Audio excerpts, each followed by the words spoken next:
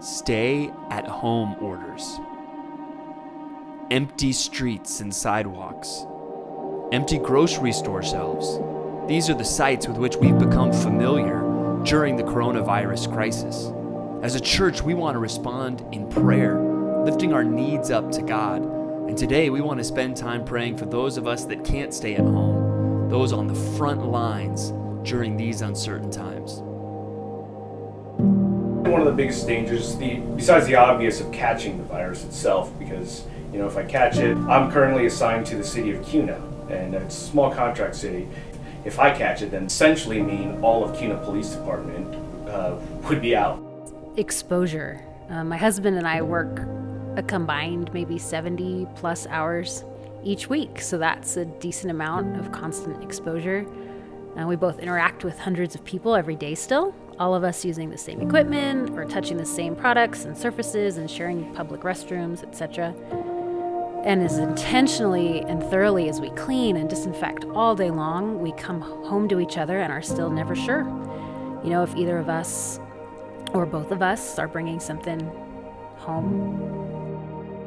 The biggest danger right now for us, obviously for first responders, is being exposed, not only just for us getting sick, but bringing it back to the families or bringing it back to somebody that may be a high-risk individual. So right now, our department is locking us down as far as not being able to take any trades or time off. There's about 400 of us that work for Los Angeles Fire Department that live out of state.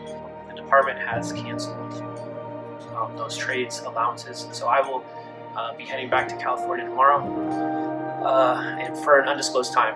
So they basically said indefinitely all trades, all time off are not allowed to be used, and they want us all available in the area for recall purposes. So that right now is the biggest danger, is just having that exposure, being down there in California for that long, basically going to all the sick people in the hospitals for that amount of time is the biggest danger for us. I'm not super worried about getting it, but again, like I said, I don't want to be a carrier and spread it to somebody else.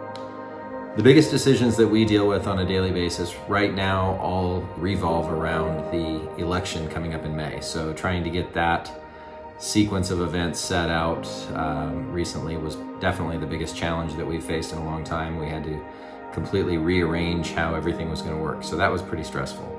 As far as danger, we're nowhere near the danger that some of these first responders are in, and we certainly appreciate the work that they do. But I think the biggest thing, not necessarily a danger, but almost a disappointment, has been seeing how some legislators and candidates have reacted to the changes that we've made to the election process.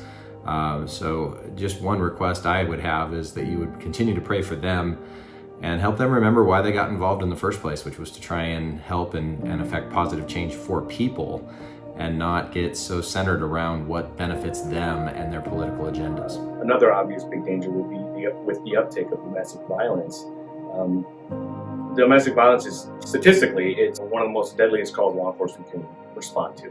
In domestic violence calls, there's going to be more times that we're going to be going to these houses, and chances are there's going to be issues with us and people in an emotionally charged situation. Please pray for the health of my coworkers and of their families. Pray that all of us there working would be growing in kindness and encouragement, for strength, endurance, and just for the right perspective. Also, I guess, pray that this pandemic makes a lot of them question the things that they put their hope in. My attitude would be good, that we as a department, we as a station, carry on professionally, with integrity, and that we would continue to just help people as best we can, as well as everybody else is in the healthcare field. Just continuing to pray for us that we stay safe as we all go out, because both my wife and I are having to still go out and engage with people and meet with people on a daily basis out in public. I ask that you pray for my family and I, that we would stay focused on prayer, on God's word, and reaching out to other families. We would definitely covet your prayers and your encouraging texts coming our way. It's going to be a difficult challenge and a new for us to live life 30 days at least without Daddy home. But Already woke up this morning to life group ladies texting saying, went to bed praying for you, woke up praying for you, and those prayers are felt for sure. Very appreciative of those. Just a friendly check-in on us. We'll be good. We're strong. We serve an awesome God, so we'll be good, but we could use prayers all the time. So thank you again, Compass family.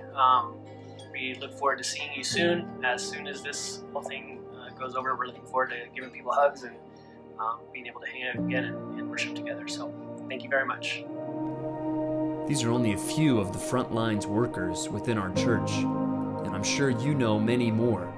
Take some time and reach out to one and encourage them today. And above all, let's lift every need and every anxiety and every concern to God in prayer.